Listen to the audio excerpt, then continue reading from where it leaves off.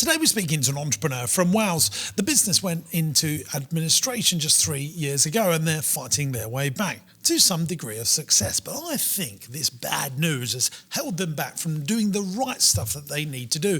And with many of these things, it really starts with the business owner. Ask yourself this question: what are you doing to be better? Because the truth is, you need to work harder on yourself than your business if you want to get mega results. Take a listen, strap yourselves in. Welcome back to the Business Broadcast. I'm James Sinclair, and you are James Burt, Hello, James Sinclair's best friend, and significantly less successful. Just so we can keep the jokes consistent, you can follow me on Instagram, James Sinclair Entrepreneur. Go and give me a follow. I'd really like you to do that. And also, you can follow me on James Burt Official. So there we officially go. James Burt. There we go. There you Go and check us out. We love it when you send us in interesting facts or quotes of the week. Do you like that we can feature on the show, which is a problem for me because I realise that as we do this episode, I haven't prepared my next. Oh, no. I'm sure you'll when we get cobble to something that together. I'm sure we'll get there. We could always extend it so it can be interesting fact, quote, or stupid dad joke because you always walk in. So just for context, so that we're in Jimbo's pub, hotel, upstairs facility. He always walks in, normally late, sunglasses on, bag. He looks a little bit bedraggled. He's normally on the phone to someone. Well, what Fabulous thing. Why can't I have that money? Well, it don't make any sense. No, phone me back. Phone me back when I can have that 10 mil facility. That's normally what his talk's like. I've completely lost my train of thought. Well, that's scary, isn't it? Isn't that scary when that happens? And then you was going to say I'll make a rubbish joke. It makes a rubbish joke. So he's normally so busy doing other stuff, but he's always got time. And he goes, I'm so busy. Honestly, JB, I'm so busy at the moment. Lady fell over on a carousel at the airport the other day. I'm like, where does it come from? Yeah. How does he find the time to store it in his mind? So I was getting a bit smelly. Here we go. So, this is a good one to be fair. Okay. I went to the local chemist and I bought some deodorant and opened it up and it said push up bottom. And now when I walk, it really hurts. But my farts smell lovely. Oh, there you go. Business advice here, ladies and gents. Business advice. Laughing and learning. That's what we're doing here today, guys. I tell you who we're talking to today. We're talking to Aled Davies, by the way, before we get into the other stuff that we do before the interview section with our guest. Cobra Workwear. He's been going for 20 years. Interesting story, though. He had to restart the business 3 years ago. But he's been in this space for 20 years. So we'll get into a bit more of that. He's doing about 50 grand a month at the moment, 8 team members, but he's got some challenges, which we're going to talk about in a little while as well. But before all of that lovely stuff, we've obviously got to do this. Interesting quote or fact. Interesting quote or fact. Interesting quote or fact. It's time for the interesting quote or fact of the week. Right, it's time. What are you going for, JB? I'm going to go for a quote. Today because I thought I'd get here early today, which I did do. I then thought I would do my interesting fact or quotes as per the guest who's going to be on. And then I left my laptop at home. So I have done none of those things. I just flapped about a bit and then went and got a nice coffee. There you go. That's my start. So that's why... I've got a double quote. So what are you going to do? Well, I'm going to have to go quote as well. Okay, so it's a triple quote. It's a triple quoter. Stevie, what are you bringing to the party? You bringing producer Stevie's here, everybody, as well. You bringing a quote or a fact, or nothing? I can bring a quote if you want. Can you? I think Stevie should bring feedback. Feedback, okay, fine. I can do feedback. Yeah, so you can decide. These two don't like him, and Chuds don't like my quotes. Then normally he's like, "Oh, that was rubbish," and Chud's like, "Yeah, it's rubbish." Yeah. When I do you're decide. They're not very nice to you. They're not. No, they're not, are they? Thank you, Stevie. It's because you're stupid. Right, you go first, then, and then we can rate it out of 10. Okay, out of 10. Yes. Okay. And I know, obviously, like you work for him, so I've got to be nice to him, but just be authentic. Honest. And, impartial. That was the word I was looking for. Impartial, honest. Not authentic, impartial. James Sinclair. So here we go. If you're thinking about pricing in your business and you're thinking about, should I put my prices up? I think lots of entrepreneurs and business owners, that is a quandary that they often face. Think about this. You don't get paid for the hour. You get paid for the value you bring to the hour. We get paid for the value you bring to the product. Yeah. That's my first quote. My second one is, if you're not willing to risk the unusual, you have to settle for the ordinary. Do you get that? Say that one again. If you are not willing to risk the unusual, you'll have to settle for the ordinary. Oh, Which brings me on it. to my little quote that you have to be unusual in a very usual world. That's 3 quotes now. 3 quite bloody hell. And then this really sums up Here we go. entrepreneurs and business owners. Half an hour later. Still This going. really sums up entrepreneurs. If you really want to do something, you'll find a way. If you don't, you'll find an excuse. Oh, I do like that one. They're my little collection that I brought to the table this It's very good. The triple of treats, we call that. Well, that is actually a quadlo, wasn't it? Because A quadlo. yeah, that's Quadruple. A quadruplet. yeah, I did it in Italian. Oh, did you? No. Stevie, out of 10, how would you rate those 4, 5 or 6 quotes that he's just reeled off? Well, I think you should wait until you hear. Okay, fine. Well, it's not a collection of competition. words. Fine. Okay. Oh, it is a competition. Here we go. It's very It's much always a competition with games. This one is good. You'll like this one. I think I need some. Well, that's not fair. I didn't have music. Yeah, you don't need it. Shut up. You ready, Stevie? Ready? The best preparation for tomorrow is doing your best today. Have you not done that already? He always repeats. Whose bloody side are you on?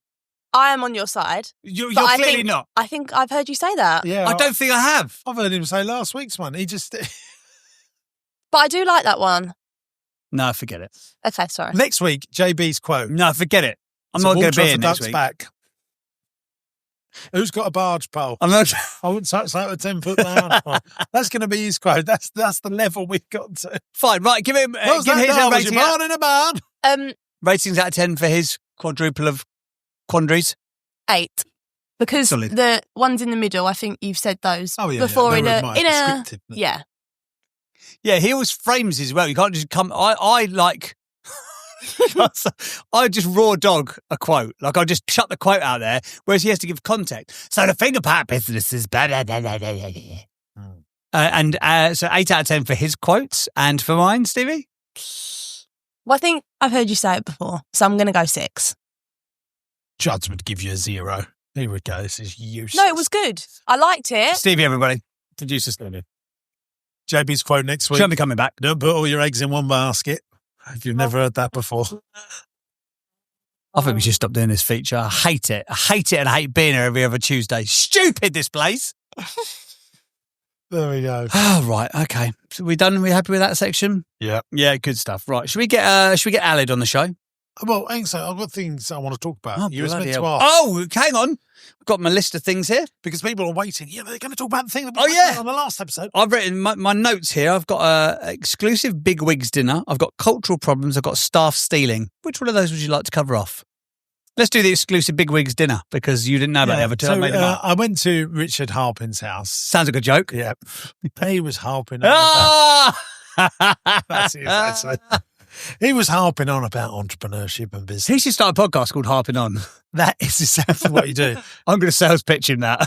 Oh, I mean, should mention that to him. Thank I can you. set that up for you. Yeah, thanks. I mean, seeing as I am your carer.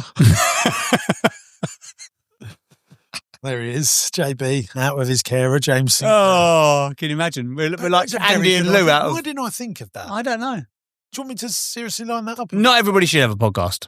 No, but he really wants to make all this sort of stuff. Well, it's a very good way of making lots Yeah. of content at the same time. I'm going to leave that with James Sinclair. Talking about himself in the third person, of course. So he was around his house and he had some fast growth business owners. Daniel Priestley was there, Pierce Linney, who was the ex-dragon from Dragon's Den. Yeah. He's actually a lawyer by trade. Did you know that? Is he? No, I did not. Yeah, a VC lawyer, like assessing deals and stuff like that. He done a little interesting thing. What's the difference between a venture capitalist and private equity? Actually, Stevie, could you go on to ChatGPT and ask it what's the difference between a venture capitalist and private equity? And if you're watching, play along at home. He said the difference is venture capitalists practically own the business. They, they might take a minority share, but the contract means they really do own it and they buy it out completely. And private equity own part of the business or the other way round. And I'd never heard it said like that. What have we got, Stevie? So I think that's the difference. If anyone is wondering what the difference is, basically both of them put capital in to grow a business and take a slice of the pie. But one is really about ownership and one is like an investor. Right. Right. So use that microphone. No. Sorry. It says here, different type and stages of companies is the difference between them. Investment size and structure. So private equity would give more money, typical investment. And their equity stake would be a majority over On a private equity. Yep, over Venture's trying to flip it, aren't they? Yeah, so they have minority, and then so venture capital is equity only, whereas private equity is a mix of equity and debt. Leverage buyouts are common. But I think if you really producers Thank you very much. Really Thank you very coming much. to own here. So I think I got that the wrong way round, just because I know I've been flirting with it. But I think definitely the difference is one really controls it, even if they don't have a majority. The contract allows them control it. If you miss a quarter's earnings, then they can sweep in and take over. Anyway, so we had a good chat, and that's one of the things that I love doing. I think you got to eat. Make sure you eat with influential people, and get yourself out 1 or 2 times a week to go and meet really good people that are really going to push you to think differently, that are ahead of you. You share information, they share information. Very interesting. And then the next night, I had dinner with Marvin Berglass, another big entrepreneur and business owner that runs a 10 million revenue plus business. And, I learn about how he started out. He literally made all his money on shopping channels, doing magic tricks on shopping channels. Oh, did he? Flying to America every week, doing all of that. Oh, really? And I said, wow, that's really interesting. That was very high barrier to entry. And now you can do YouTube lives and TikTok shop. Yeah. And literally copy the model. The thing is still there. Selling on video is still there, but now anyone can do it. And we've had people on this podcast, JB. We had the Herbal Dog Company, didn't we? They really are a shopping channel, but on TikTok. Live every day for like 4 hours a day. Like Gemma absolutely. had 2 or 3 staff just doing TikTok shop, didn't she? Absolutely, yeah. Do you... no, I'm going to ask you that on the next one, actually. I'm going to talk to you about selling stuff on the next one. Can I ask you about selling stuff on the next one? Yeah. Okay. You can. Tune in for that. Hey gang, we're going back to the pod in just a moment, but I wanted to tell you about Entrepreneurs University. This is a platform that I've created for entrepreneurs and business owners that are serious about growth. There's 100 video lessons from me on everything in business, raising finance, buying companies, property investment, and everything in between. Attached to each video is a downloadable PDF that goes into more detail about what we've learned in the video. It goes one step further than that because I've also put stuff that you won't get anywhere else onto Entrepreneurs University. The lessons go into way more detail, but not just that. You're going to get my business plans, my spreadsheets, and all the files that I use to drive the KPIs in my business. Just think about how powerful that could be for your business. And here's the good news. You can try Entrepreneurs University for free. 14-day free trial. After that, it will cost you just $49.99 a month. That's less than a pair of Nikes to grow the profitability in your business. There's a link in the video description, and I cannot wait to see you in Entrepreneurs University. Right, shall we now get Aled on the podcast? Now we've covered all that lovely stuff off. I think we should, shouldn't we? Right, Aled, hello. Are you there, sir? Yep, all good. Hi. Hello, mate. Right, give us, if you don't mind, my friend. Obviously, we've got the challenges and the information we talked about it a second ago about your business, but just in your own words, give us the little origin story of you and the company and the journey that you've been on, please, my mate, just so we have got context to the content. Yeah, so we're a branded workwear uniform supplier to businesses. So we've been in the trade for about 20 years now. So my parents started the business originally. I came into it then with my brothers as we left school. Things went pretty well for the first sort of 10 odd years, up until 2019, and then we had a fire in our premises. So we had to go through all that, and then by that point our turnover was just under $1 million at that point. Then we had the fire, and then a year later then COVID hit, and then we sort of battled our way through that, but then got to 2022 and we had to unfortunately go into administration and restart then. So we're now 3 years into the new company. So so that's about it really. Obviously doing the branded workwear stuff, we do all the branding in house. So that's embroidery, print, that sort of thing, putting business logos on the uniforms and that sort of stuff. And if you don't mind talking about it in a bit more detail, so 3 years ago, as you mentioned, you had to go into administration. Obviously, you said about the fire in 2019 and then obviously COVID. Was it just a combination of those things sort of compounded that meant that you had to go into administration? Yeah, so I mean, we had some existing debt on the business before the fire hit, so trying to get through all that situation was difficult enough anyway. Then COVID hit and sort of gave a bit of a brief respite, really, because there was a lot of sort of support and things in place then, like furlough and things to help you through those. But then once then that sort of started ending, then obviously, you know, we had to try and get a lot of debt paid off and stuff, and it just got to a position where we just couldn't do it eventually.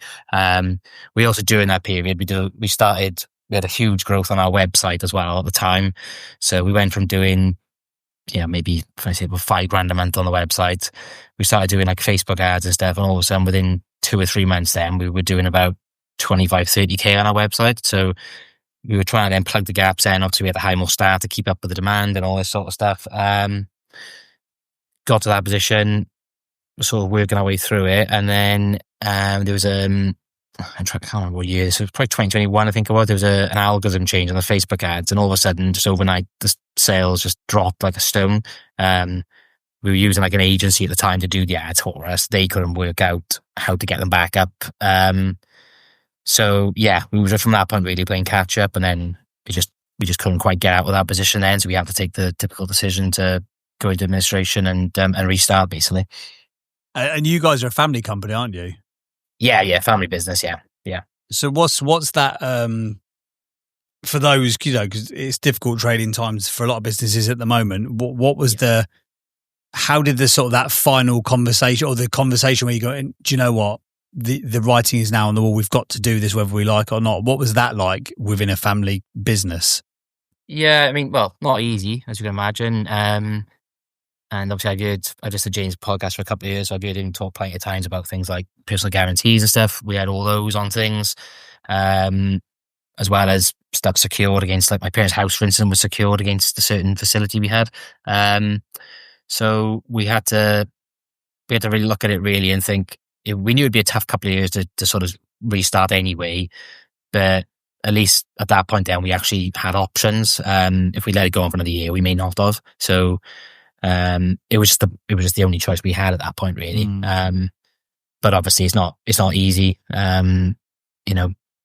being in that position, and think, because what a lot of people probably don't realize is they think you can put your business in administration and the next day you've got zero debt and you just get on with it. But that's not the case. You've got the certain things you can't get out of.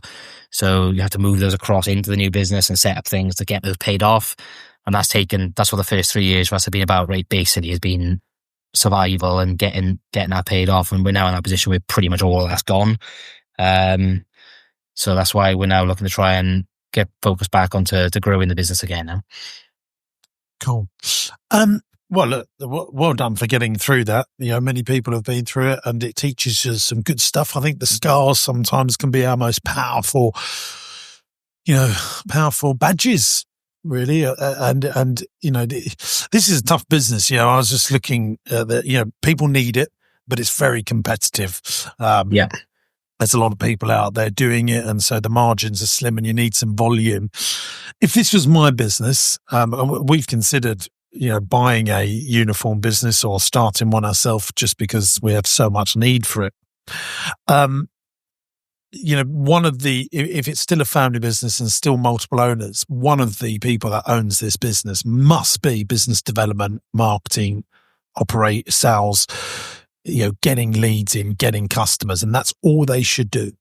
It should be their living, breathing moment for the next 5 years. And then the rest do the operations.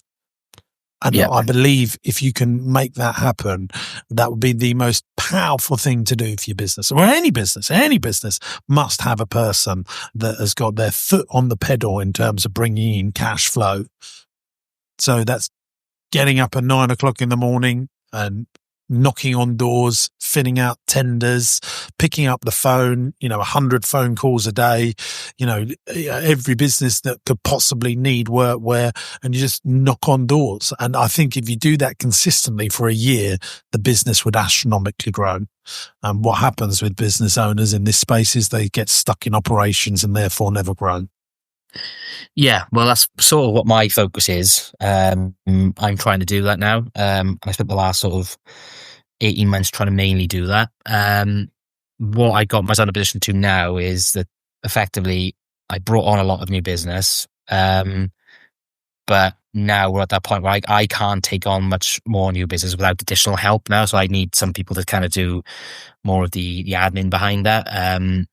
So yeah, I've sort of started to become a bit of a bottleneck now because I can't maybe get back to people as quick as I used to before, or I don't have as much time.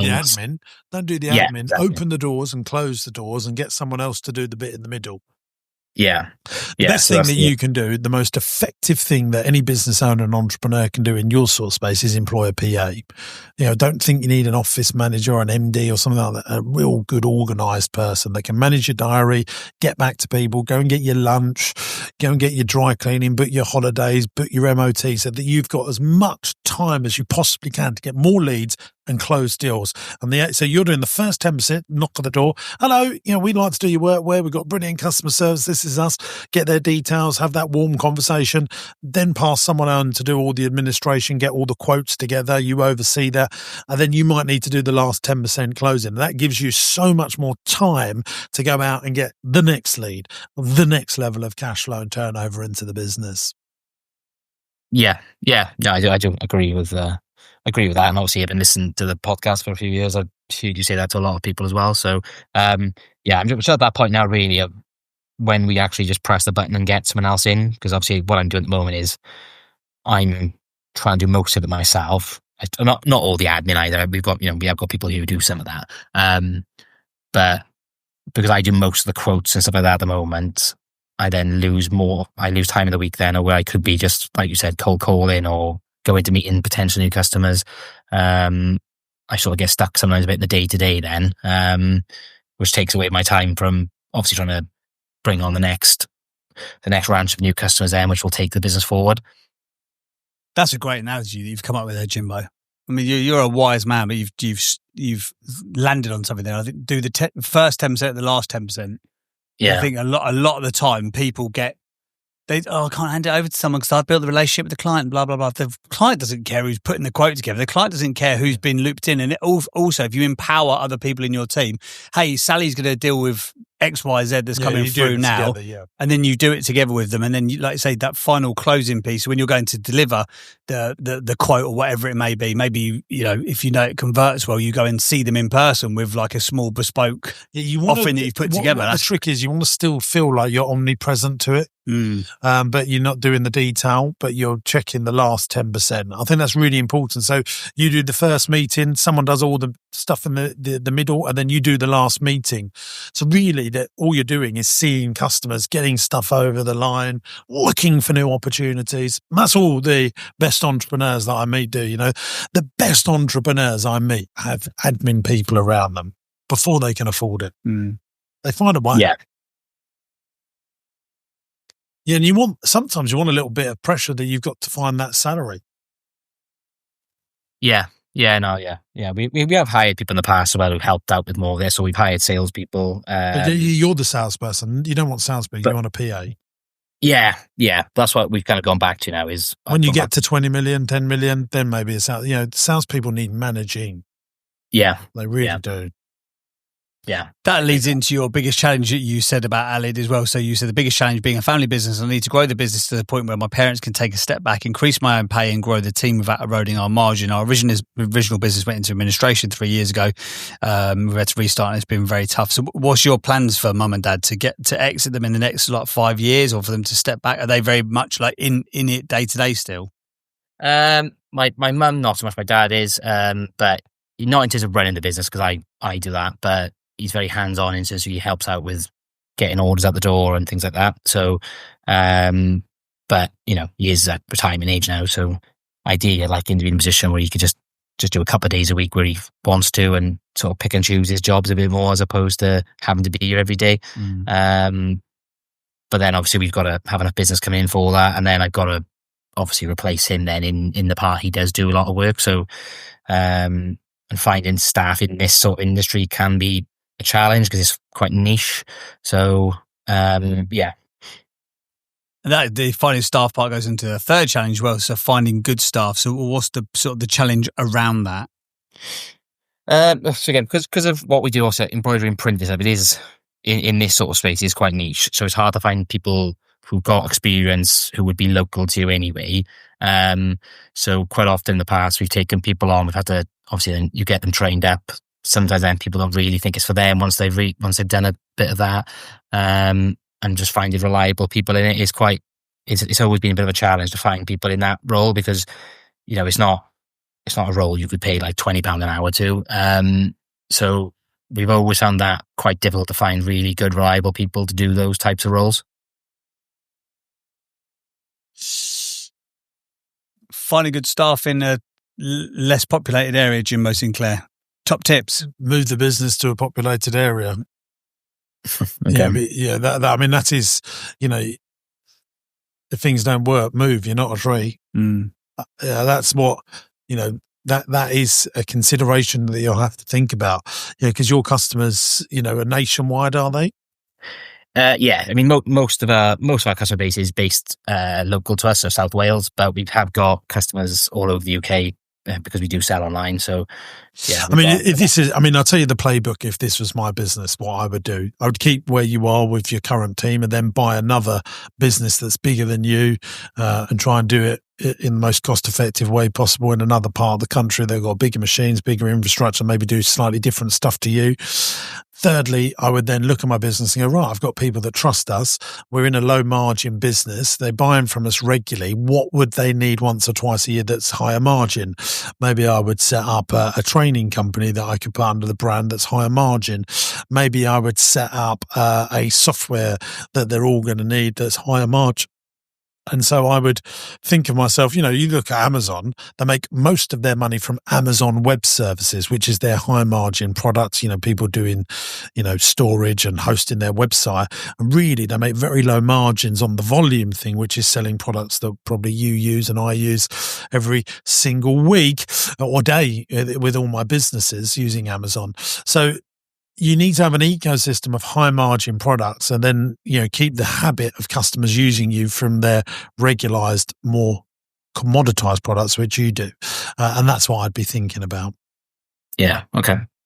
Because what you've got at the moment is an okay business model. You know, you could get it up to 10, 20 million pounds and you might make 3, 4, 5% net for yourself. You know, maybe 2% net for yourself. And of a big number like that, you might say, well, that's okay.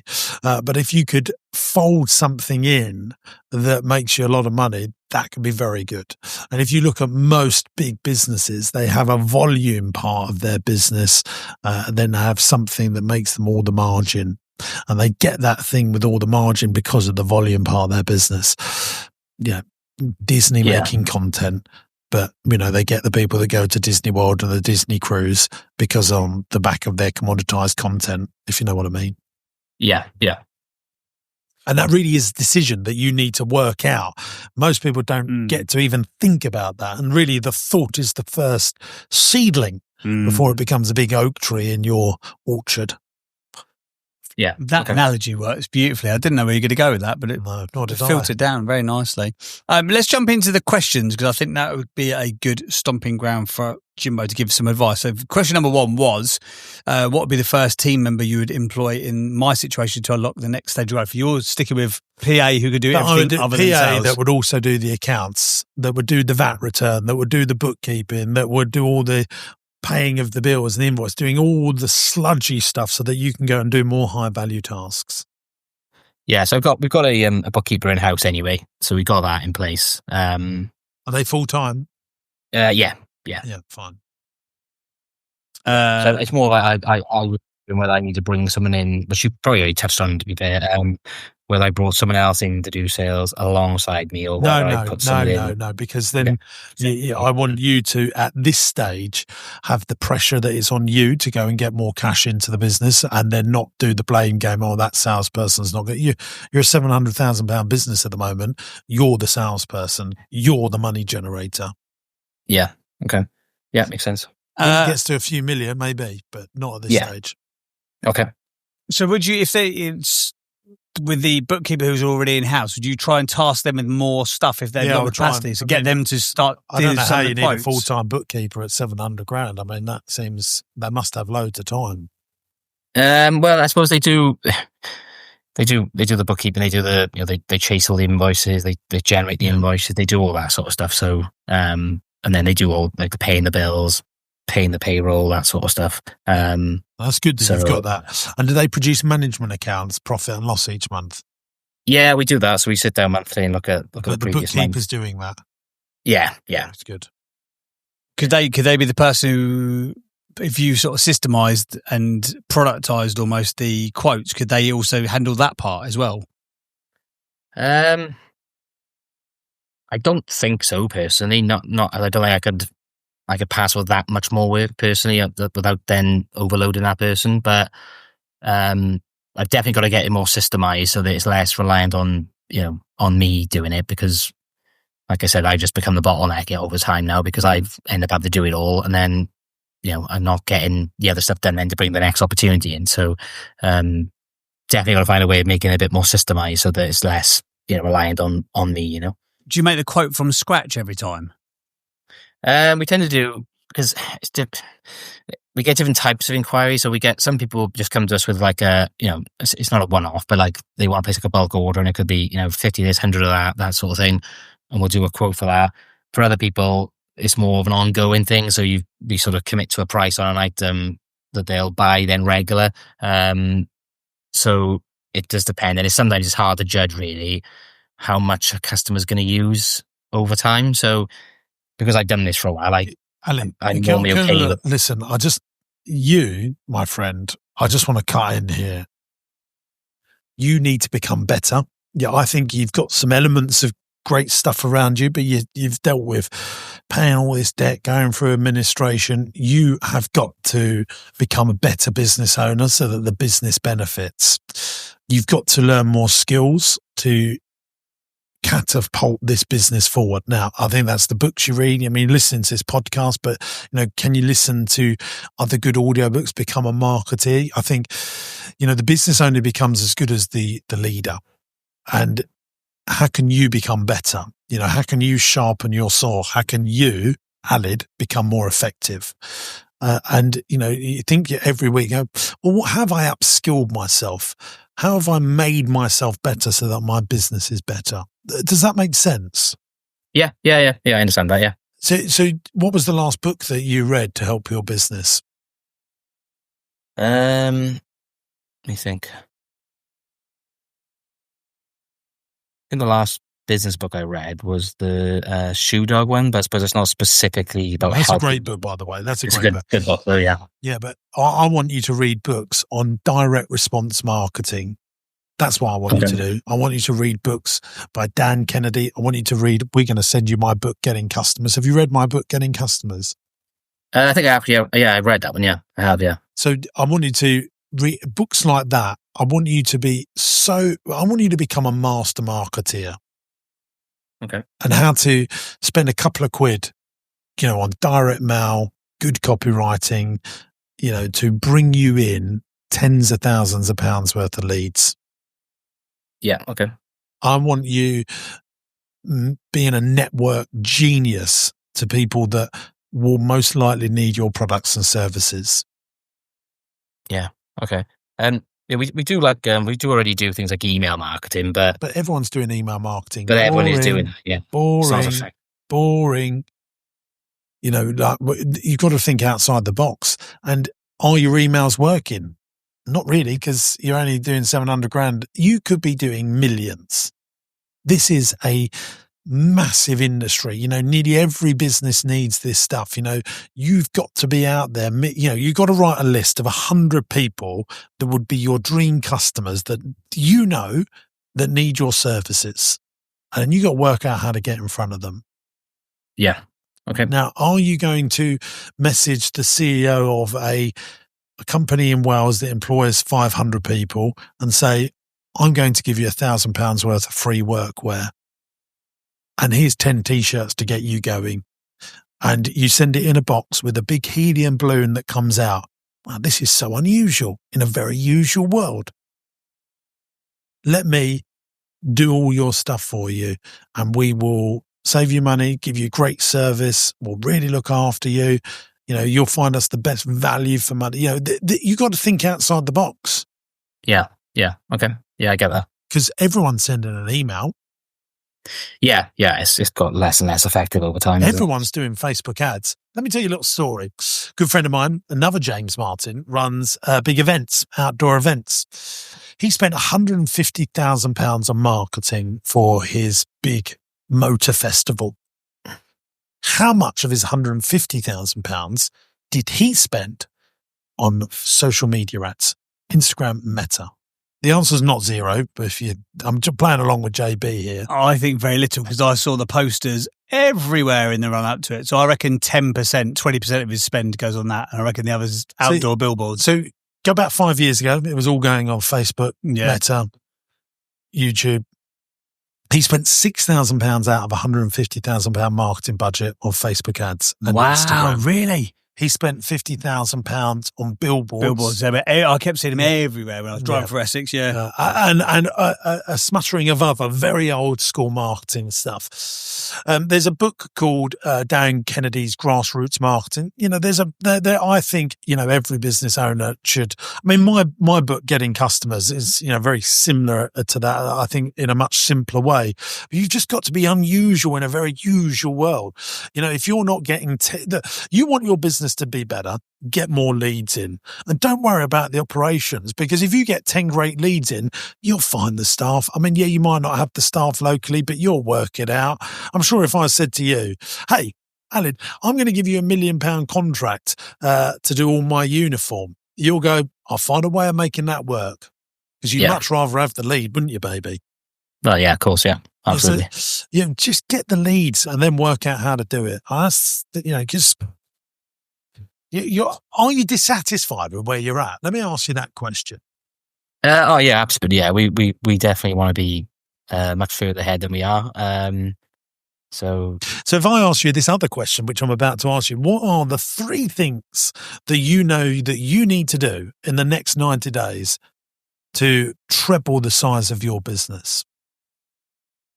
Well, spend more time on business development, not in operations.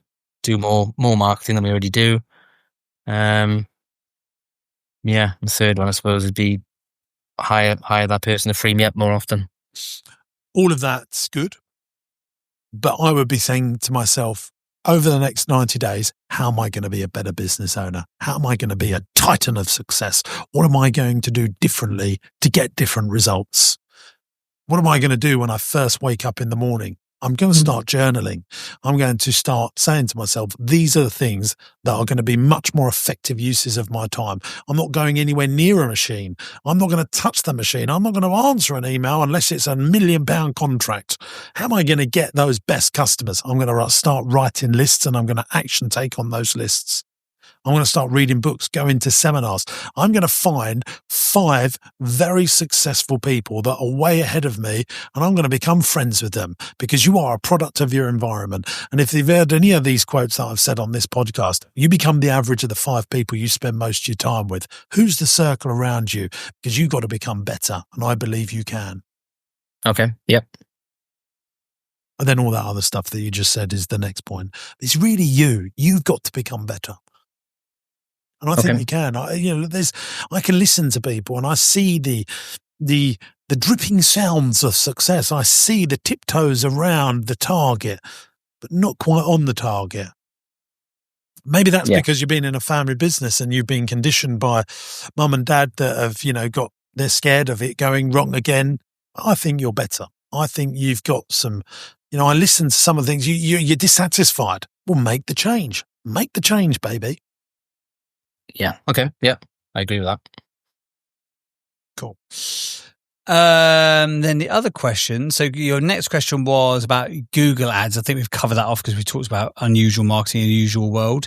Final question, James. With all your various businesses, surely you need a good branded workwear provider. Well, I mean, you're going to be disappointed with this. We make it all in India direct, my friend. Everything we do, we've got our own embroidery machines for the You've got a whole team out there, haven't you? Yeah. So we just full time on your. No, not. I mean, they do have it. We make teddy bears full time. We'd use the same people that do that to do all of our embroidery. But look, keep in front of me. You never know. You never know. And people like you. Look at things like, what are you part of? Belper? Yeah. There's loads. The farm parky thing. How many trade shows are you doing? Yeah, that's one thing we haven't done trade shows Trade before. shows are fantastic. I've had my best customer. They cost a bloody fortune to do it. But, don't think you haven't got the money. Find a way of doing it. Say to them, look, can I do you a load of free T-shirts for all of your staff in return to have a stand at the show? Yeah, I was going to ask about that because with trade shows, I've looked at some more local ones. Is it really the local ones worth it, or is it much better? Sometimes they are. I do trade shows where only 300 people. I do something called the National Farm Attractions Network. Whoa, come on now! 350 people go to them. I'll do other ones at the NEC where 30,000 people go. Sometimes the 351. Well, in many cases, 351. Much cheaper to be there. Much less effort. Much better people. Leads. Yeah. I think about that with micro influencers. I think about this with podcasts, JB, and like niche education. Like for kids who've got ADHD or autism, they can have massive followings on pages where generic education podcasts, generic education information marketing doesn't cut through. Yeah, and they've got real depth of followers. Well, you might have 20,000 people following that page. Yeah. But their engagement, their depth of following beats someone that's got 2 million. Yeah, too right. Yeah, and you see that podcast, don't you? You might only get 500 listens, but if it's 500 of the right people. We did a trade show at the Excel Centre, 30,000 people through the door. Yeah. Not a single lead. Yeah. Not a single lead. Yeah, did some like EMC, which I think we're doing the podcast at live this year. 1,000 people there? 4 leads, 4 paying customers through the door. So it's about being in the right place. Imagine if JB went to the marketing department, say what's one of the biggest, KPMG, say, right, we're going to get the 300 CEOs together of the top 500 growing companies, or 500 of the 500 top growing companies in the UK. We're going to invite all the CMOs of those top 500 companies. 30 say we're coming along. So you've got 30 CMOs in a boardroom, and JB does a pitch about why a podcast helped grow your business. I know that would be more profitable for you than the 30,000. Yeah, too right. But, just look, the power of the pitch. And then, you can't just go along to a trade show and do what everyone else is doing, have a boring shell scheme. One of my team went, we're going to have a shell scheme at the Coffee and Culture show for Cafeteria. I went, well, you can't.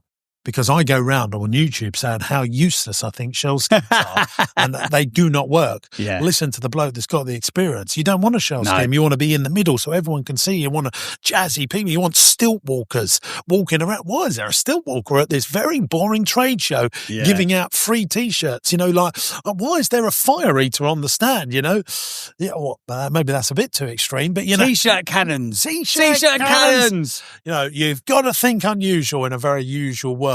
Hey, maybe I've been listening to a book about marketing recently that, the best companies or the best people that break through annoy 80% of the people, but then 20% of the people love them. Yeah. You see that in politics. How many people hate Donald Trump? How many people hate Jeremy Corbyn? How many people hate Boris Johnson? How many people hate Nigel Farage? But how many people love those people too? And that's, if you've got, 100 people together and say, name the 10 most famous politicians in the world, I think people will struggle to get to 10.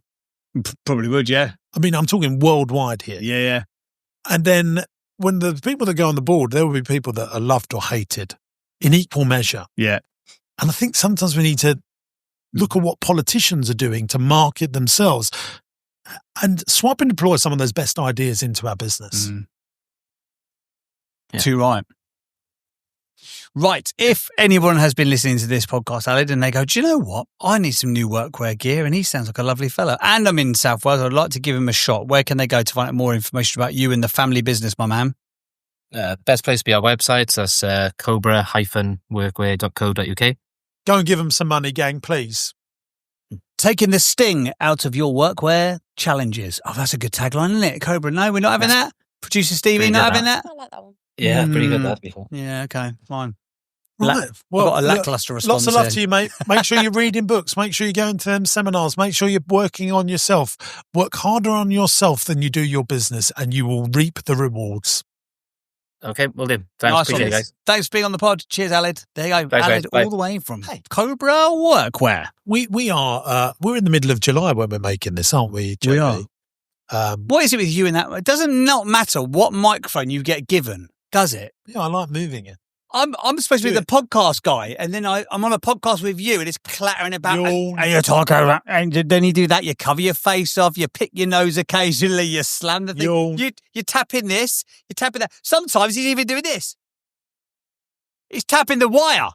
What I do is dress better than you. Oh well. Listen, You can't be online bully. It's If you take the next step you're about to take, you can't be an online bully because you're going to get outed. Hey, I'll listen, out you. Listen. We are in the middle of July. It's been very sunny, but it doesn't look very sunny out there now. It does not, does it? Just as lunchtime was approaching. And I haven't even brought a little jumper with me. Oh, I might have a jumper in the car. I bet you have. I bet you've got a jumper or a weird little rug that you carry around like a little snood. I like you a and nice your weird knit, little mate. snood. I like a nice knit. In my camper van, which has become my mobile office, Are you loving that, by the way? just fantastic. I loved when we went up Snowdon. Sorry to talk over you, but Nat came out, and this is how well sort of versed you guys are as a team. She had a little glass of Prosecco in one hand for herself, shorts, jumper like the rest of us, and she came up with a nano knitted blanket for you. Didn't even ask if you wanted it, and just gave it to you. Yeah, I like a blanket. You I just wear wrapped yourself in a I blanket. have blankets everywhere. I can't watch TV without a blanket. Can't watch film without a blanket. Really? Yeah, even in the summer, I need a little sheet. Do you? I just like to You be like covered. to be covered. Yeah, I just like to be covered. Are you? Can you watch? Can you lay on the sofa without something over you? Yeah, I'm fine. What about you, Stevie? Are you a Yeah. blanket TV watcher? I do like a blanket and a pillow, like Yeah. a nice little Ooh. sofa cushion. Ooh, Oh, a sofa cushion. Smart. I can't. Yeah. That's why I don't use it because I can't get on my sofa for cushions. I like comfort. I mean, I'm not allowed to go on it because no, there's too many look, cushions. I like comfort, and I noticed when I got here this morning that my cushions I didn't have to go hunting for. No. I'm going to show this on camera. No. You've got none. Oh, look, there's I've got the none. legs there, gang. God, he's been working, hasn't he? Jeez. I appreciated this. I saw that. Double pillows. Yeah. Employ a team that know you so well that they know that your piles will hurt for miles. I get you. So in my camper van, which has become my mobile office, which is great because now it's definitely a works vehicle. It's my mobile welfare unit. I've got a fridge in there with the milk that I like, my Yorkshire Gold tea, which obviously everyone knows that I only drink Yorkshire Gold. Sometimes Marks and Spencer's Gold tea is also quite nice. I've got my biscuits in my fridge, the right biscuits that I like.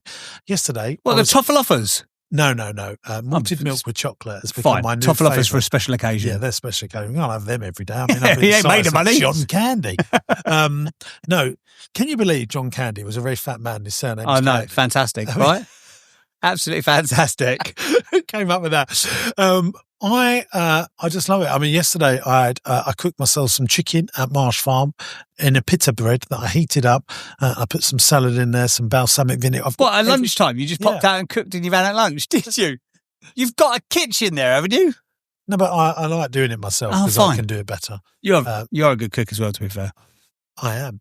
And, I just love it. And I went and lay down and done some emails in the back because I've always got the bed set up and it looks great. I should put a picture over the top of this. It's a trekker. It looks like it's off-road and mini. We haven't got it, but if by the magic of editing, James's camper van. Yeah, there we go. Thank you. Steve, you won't better have to remember- put the audio Yeah. in, just the photo. I might even get a picture of me outside it looking rugged. But I do. Good luck honestly. getting that photo, Guys, if you've got ChatGPT. multi-site locations, I think it's a little hack Yes. because I've got my table set up. Great little workspace. Yeah, it's a really good. James Martin phoned me on Saturday just out of does the nowhere. same. Yeah, He we loves it. both got the same because We've got the same campers, honestly, because we're camp. Yeah, because rock the camp campers. Camp campers. But he's like, we're going to North Wales. I won't say where you're going. He's like, we're back in Wales again, JB. I just thought I'd phone and say hello. He's like, Sinclair's behind me. Yeah, he is. All right, yeah. We went down like a little convoy. Yeah. We look like the army. You know, when you see the army going along motorways with their rugged vehicles because they're rugged looking. Yeah, Slightly less intimidating. It's like, absolutely. the army's here. Yeah, I went to look at a business in Wales that was for sale. Funny enough, in this Welsh thing, and they were very, very profitable. Yeah. Very profitable. I don't think it's for us. It was very far away, but I wanted to go and see their model. Hey, there's a good little piece of advice here for you. Going and see businesses that are profitable. You know, yes, it's a few hours of your time. James Martin wanted to come because we like spending time together, and I like going to see another business with another business owner. You can chat chew the fat afterwards. And he'd already been see it as well, hadn't he? No, this is another one. Oh, this is another one. Yeah. Going and seeing. Look, my regular habits. Number one is going to see businesses to buy because you always learn something. Number two is having regular dinners with other people that are very successful. Those two things will absolutely help your business. What's your investing day in your brain? I just told Aled here on this podcast, what are you doing to be better? What are you doing to upskill yourself? That's what I'm doing. Still go to seminars, still read the books, still listen to the podcast. Massive shout out again to Wondery that I think is owned by Amazon now, isn't it? It is. So don't need our support.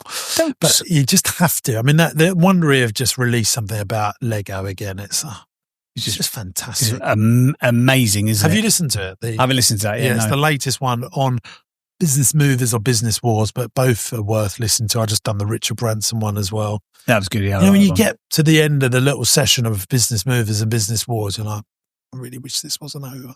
Yeah. I wish there was just one more little bit. More bit. And one more little bit. I've caught up now. I've listened to all of them. But if you're a new discoverer to it, I mean, there's like 120 business wars or business movers. Absolutely. Brilliant series. Hey, another one, inadvertent plug for somebody else who doesn't need our support. Founders is great.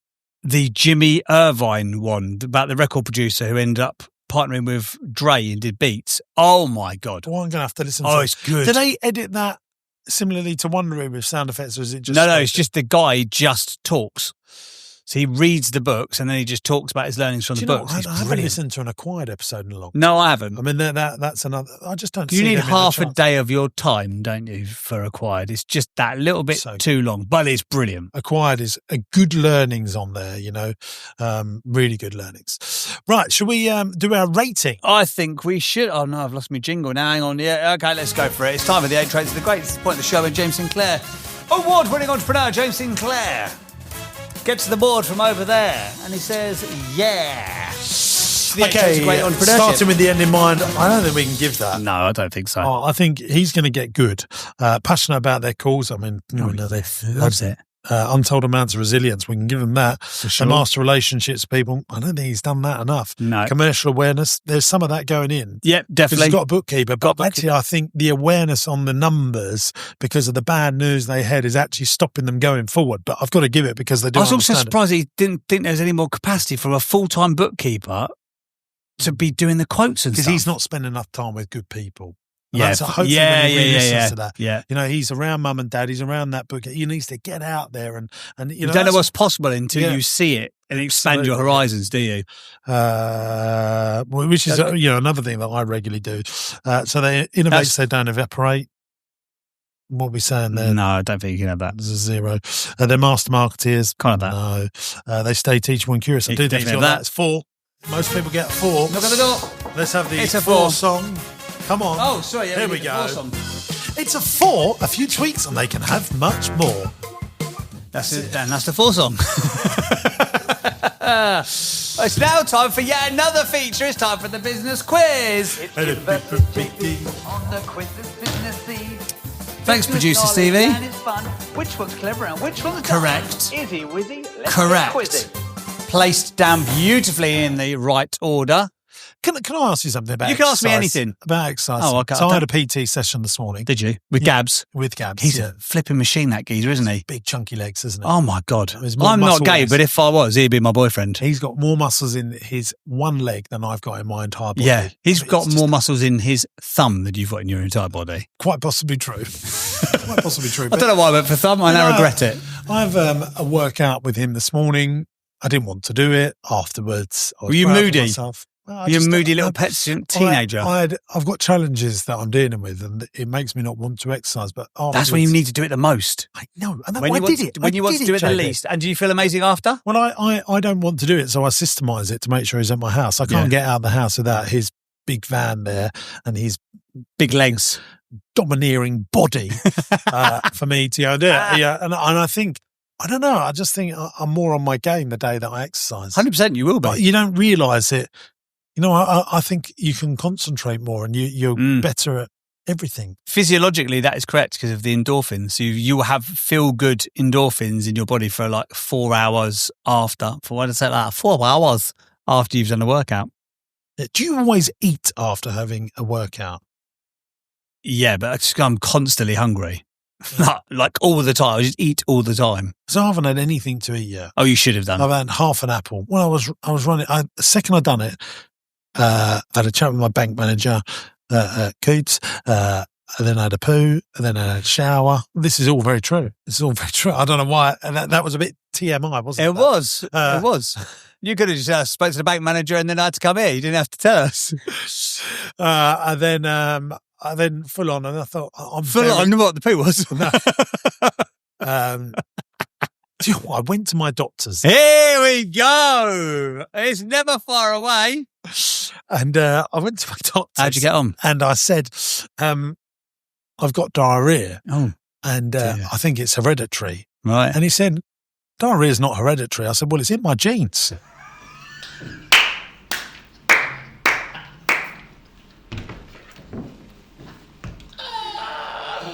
Oh, we should have said the podcast there. You're Anyway, disgusting. no, but because James Martin's a very good friend of mine, got loads of energy, as you know, you've met him. And I keep saying to him, why are you not doing weights? Why are you not doing some exercise? He's just putting it off. He's putting it off. Hopefully when he watches this.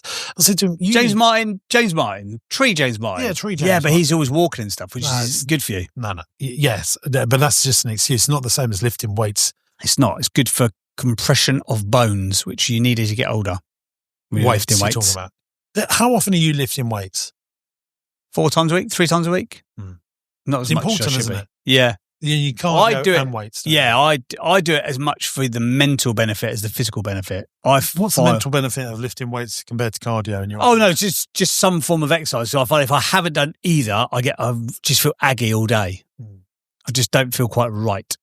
Well, my routine's been a bit off. Like I used to get up at 5 and I'd be like out the door for a walk straight away, and now so I've got my little morning routine, which now takes up a full hour.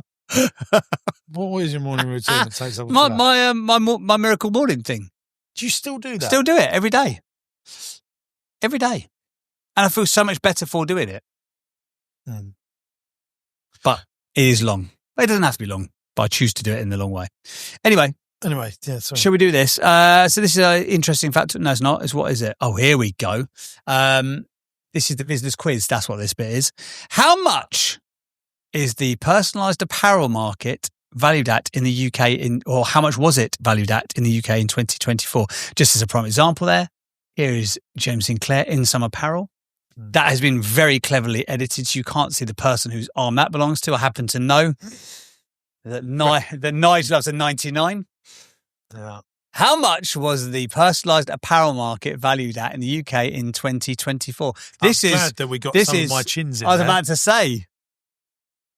Got all bad. 6 of them in there, didn't we? God. This is I have pre-Slim 99 Jim. for me and Yeah. 5 for my chins.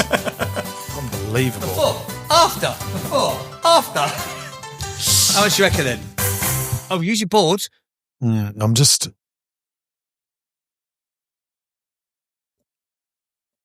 Just to make it a better listening experience. That's me writing down absolutely nothing. Well, I'm going to... here's my workings. Here we go. Show your workings, or you could have cheated. Do they still do that in school? Show your workings.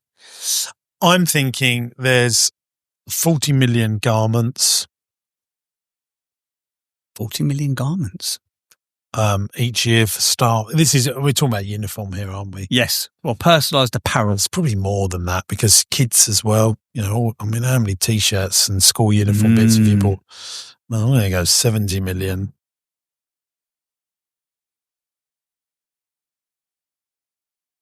For copyright purposes, I'm going to talk over this because there's a wake downstairs and I can hear the music that's being played, and otherwise Spotify might do what's called a strike off, and they might get rid of our I'm going to go podcast. 2 billion. Are you? Yeah, I'm thinking of kids' uniforms. The school uniform business must be massive in its own right. Yeah.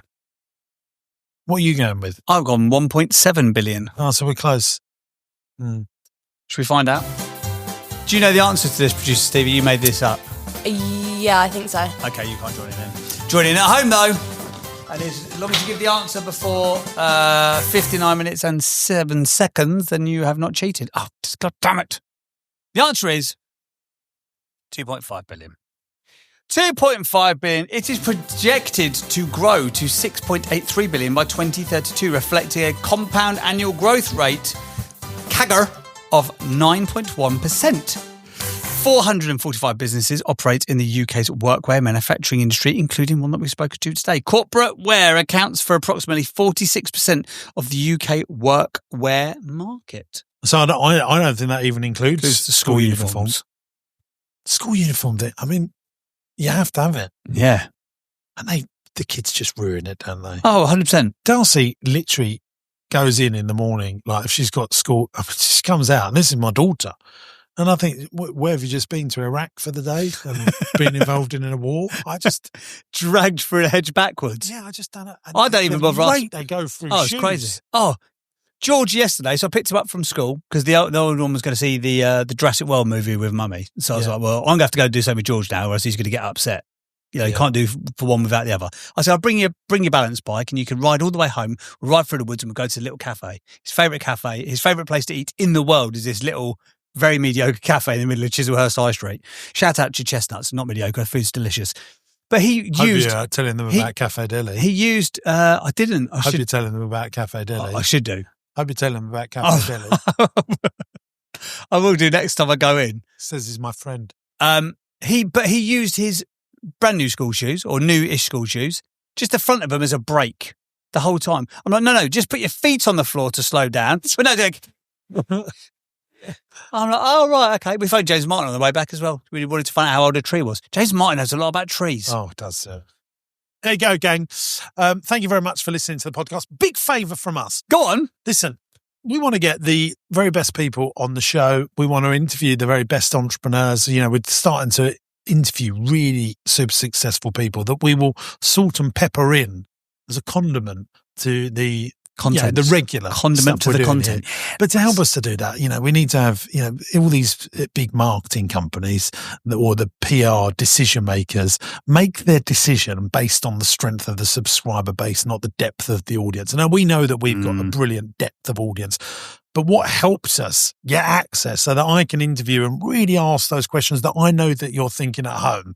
The quid pro quo to this is if you massage the subscribe button on Spotify, on YouTube, then that can allow us to get in front of even more really good people so that you can swipe and deploy the ideas of some of the titans of industry to put into your business. You're doing a lot more random content stuff at the moment, aren't you? I saw like a QuickBooks thing the other day.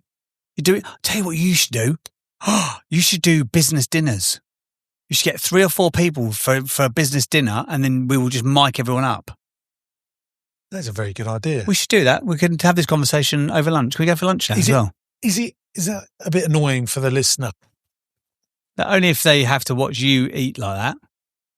But it would give you the experience of being there. Producer Stevie, what do you think? I'm on the fence. Producer Stevie. I mean, what we could just do is the panel show that we know that works, when me and you do it and we get 3-4 entrepreneurs on. Like we've done that before. Yeah, why do we not do that more? We're a bit lazy with this, aren't we? And we've booked it for the next budget. Okay, fine. But we should do that, because I think me and you are very good when we do that. Yeah, we should do it. Get another point of view. We should do that more often. Thank you for being part of our town hall on the podcast here. And we'll see you on the next one. Buongiorno. Ta-da.